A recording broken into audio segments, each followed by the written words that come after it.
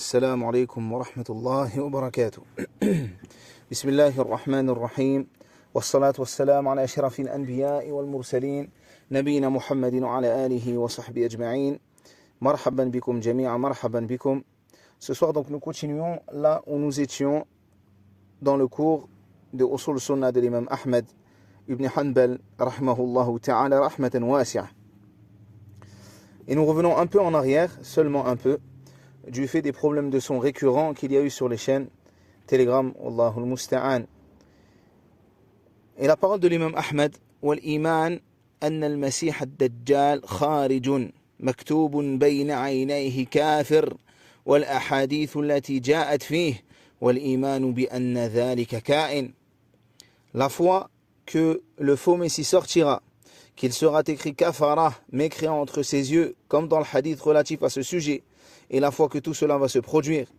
Et le Cheikh Zayd ibn Muhammad ibn Hadi al-Madkhali, rahimahullahu ta'ala rahmatan wasi'ah, dit: la foi que le faux Messie ad-Dajjal sortira à la fin des temps est rapportée par les textes sûrs de la sunna authentique. Si les gens de l'innovation et de l'égarement, et même si les gens de l'innovation et de l'égarement ont attesté du contraire. Il sortira et parcourra l'ensemble de la terre, sauf la ville de la Mecque et de Médine. Ces deux villes sont protégées par des anges qui le repoussent, lui et ceux qui sont à ses côtés. En aucun cas il ne pourra rentrer dans ces deux villes.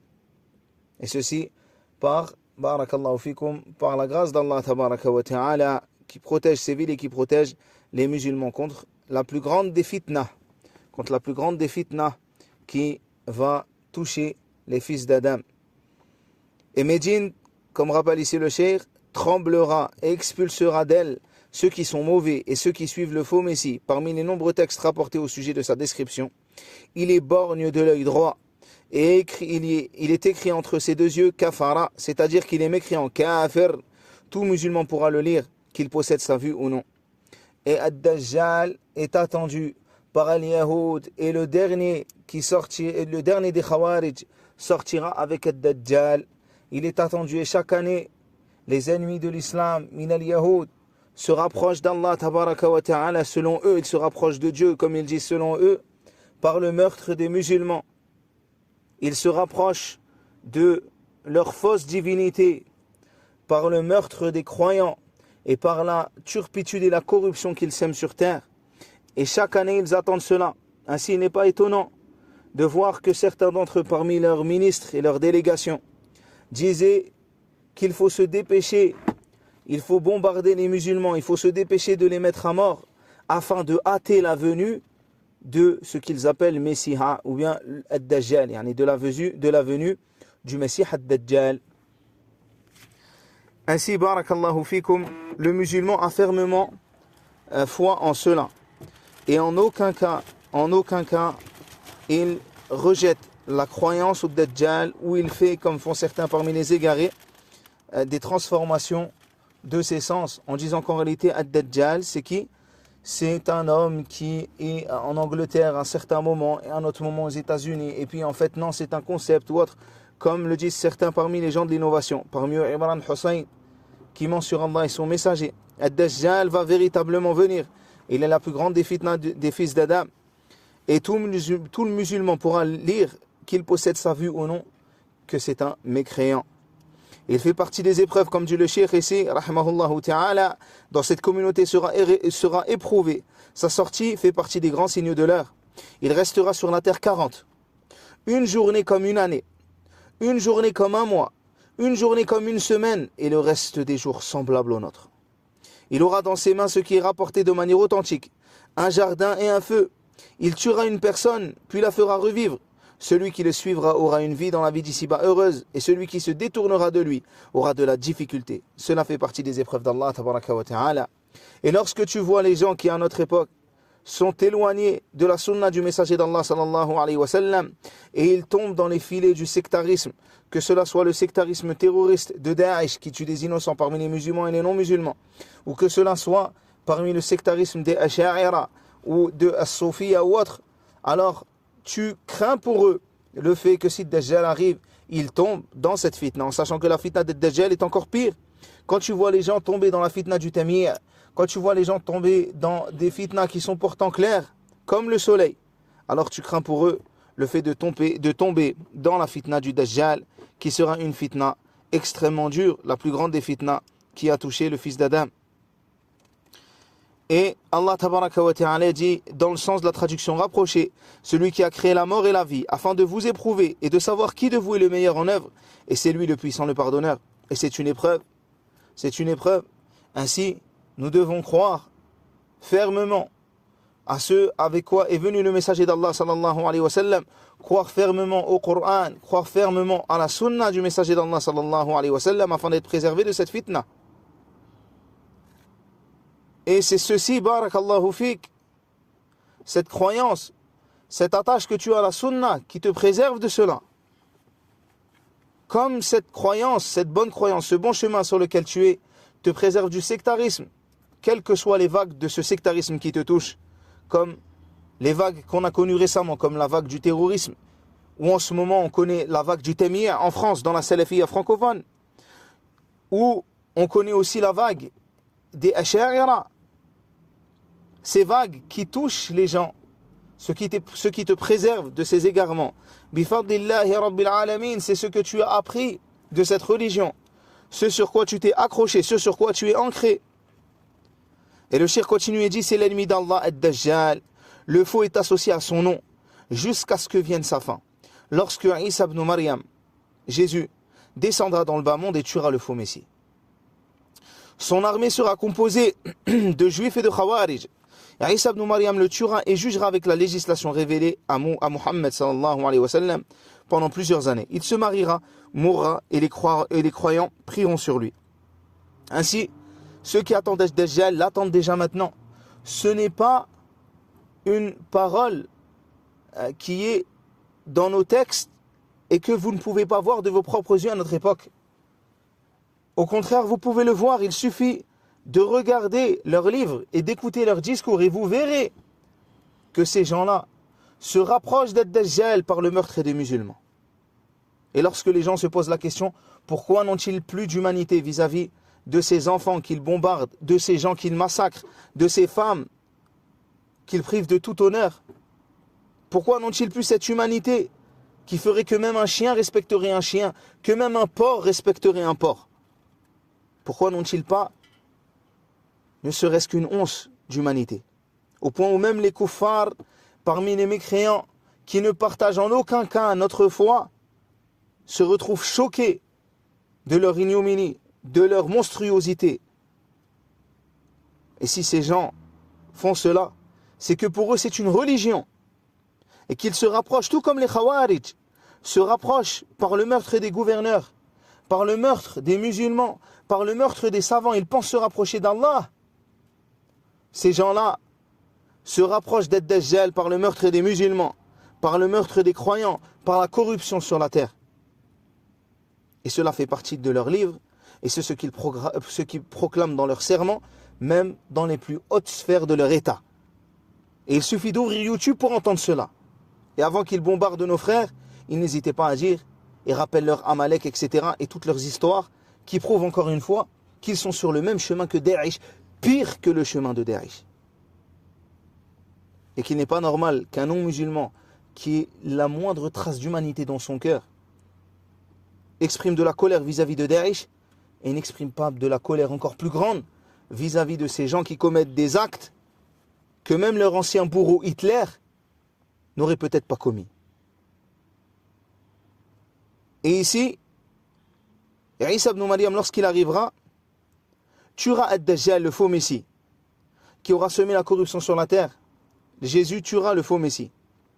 Et il jugera avec la législation de Muhammad sallallahu alayhi wa sallam. Pourquoi? Parce que lorsqu'il viendra, il ne vient pas en tant que prophète, mais il vient en tant que suiveur musulman de la communauté de Muhammad sallallahu alayhi wa sallam.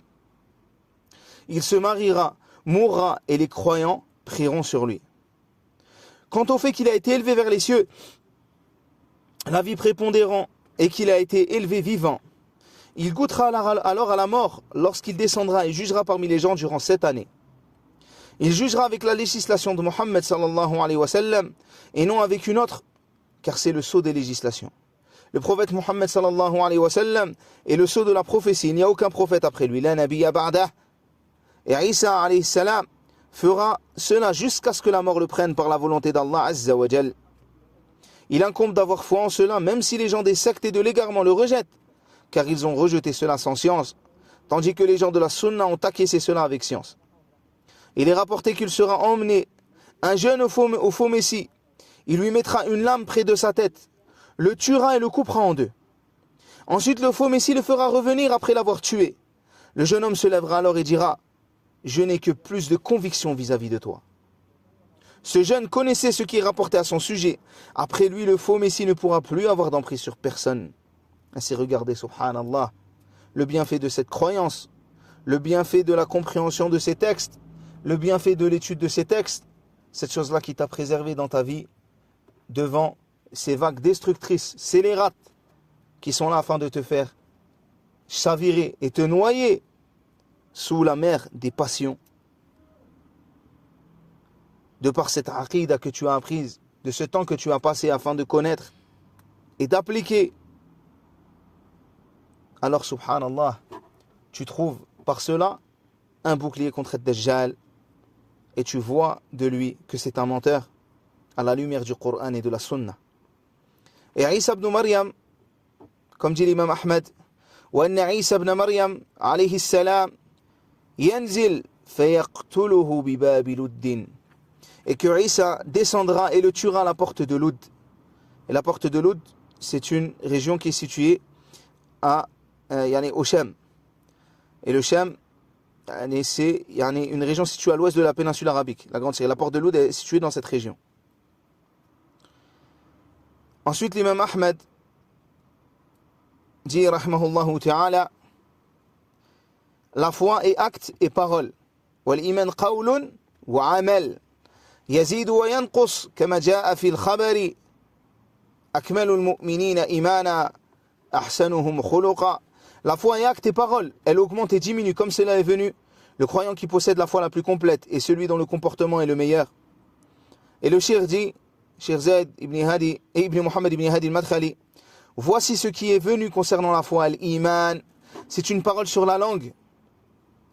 Une parole sur la langue, elle est sur la langue. Une conviction du cœur, elle est aussi sur le cœur et pas seulement sur la langue, comme l'ont par exemple sur le cœur les hypocrites. Et la foi n'a pas pénétré leur cœur. Et c'est aussi des actes des membres. Elle augmente avec l'obéissance d'Ar-Rahman et diminue avec la désobéissance à Allah, avec l'obéissance à Shaitan. Concernant la foi, les gens se divisent en deux. Ceux qui ont la foi complète et ceux qui ont la foi incomplète. Les gens sont sur différents degrés concernant la foi. Voilà la croyance des gens de la Sunna et du groupe. Ils croient que la foi monte et descend. Quand ils œuvrent en bien, la foi augmente. Et quand ils œuvrent en mal, elle diminue. Les preuves concernant ceux-ci sont nombreuses dans le livre d'Allah et la sunna du messager d'Allah sallallahu alayhi wa sallam. Et dans le sens de la traduction rapprochée, c'est lui qui a fait descendre la quiétude dans les cœurs des croyants afin qu'ils ajoutent une foi à leur foi. À Allah appartient les armées des cieux et de la terre et Allah est omniscient et sage. Et ici, liyazdadu imanan ma'a imanihim, de la foi à leur foi. Et la parole d'Allah Azza wa Jal, dans son la traduction rapprochée, les vrais croyants sont ceux dans les cœurs frémissent quand on mentionne Allah. Et quand ces versets leur sont récités, cela fait augmenter leur foi et ils placent leur confiance en leur Seigneur. Ils placent leur confiance en leur Seigneur. Cela est concernant l'augmentation de la foi et concernant sa diminution. Abu Huraira rapporte que le prophète sallallahu alayhi wa sallam a dit dans le hadith, le fornicateur n'est pas croyant au moment où il fornique, le buveur d'alcool n'est pas croyant au moment où il boit, et le voleur n'est pas croyant au moment où il vole. Ou bien encore la parole du prophète sallallahu alayhi wa sallam, ceci est le plus petit degré de la foi. Le sens de ce hadith est qu'il n'a pas la foi complète. La foi, l'iman, monte et descend. C'est sur cela qu'est le croyant des gens de la sunna et du groupe, ceux qui ont pris leur croyance des textes du livre du Coran de la sunna avec une bonne compréhension. Ainsi le musulman croit fermement que la foi est sur la langue et dans le cœur, ainsi que sur les membres. Et le messager d'Allah sallallahu alayhi wa sallam nous a donné énormément d'exemples dans cela. Comme lorsqu'il nous parla des branches de la foi, de la plus petite à la plus grande. Et il nous dit, où la plus grande est le fait de dire La ilaha illallah, qui est une parole. Et la plus petite est de quoi? Et de prendre une chose qui est sur la route et de débarrasser la route de cette chose qui gêne. Et ceci fait partie de la foi, ici dans la parole et dans les actes. Ainsi le musulman a une croyance ferme et année sur ce sujet. Et lorsqu'une personne commet un péché, par ce péché-là, elle diminue en foi. Comme lorsqu'elle adore Allah Azza wa Jal, par cette adoration-là, elle augmente en foi. Mais ce n'est pas tout péché qui fait sortir de l'islam. Ainsi, il se peut que la personne ait commis de grands péchés comme la fornication, mais qu'elle reste musulmane. Et il y a des péchés qui font sortir de la religion d'Allah Azza wa Jal, comme le fait d'associer Allah Tabaraka wa Ta'ala. Ainsi, barakallahu fikum, la personne doit tout faire pour avoir justement cette foi qui est au plus haut en multipliant les actes d'adoration, notamment lors de ces jours comme lors de ces nuits des derniers jours de Ramadan et dans le Ramadan en entier, où la personne doit faire en sorte d'augmenter sa foi, où la personne doit faire en sorte de faire les actes pieux qui le rapprochent d'Allah Azza wa Jal et qui le préservent. Et parmi les meilleurs des actes, ce que vous êtes en train de faire maintenant, ce qu'on est en train de faire, le fait de se rappeler d'Allah Tabaraka wa Ta'ala ensemble, lors de ces nuits, d'apprendre la aqidah, d'apprendre la croyance, d'apprendre le bon minhaj, d'apprendre ce qui te préservera de ces troubles qui arriveront et de ces troubles qui arrivent chaque jour. Et on demande à Allah Tabaraka wa Ta'ala d'accepter nos œuvres et de nous préserver de l'égarement et de nous préserver de la fitna d'Ad-Dajjal et de nous accorder une foi complète, une foi de nous accorder des actes qui soient bons, qu'il aime et qu'il agrée.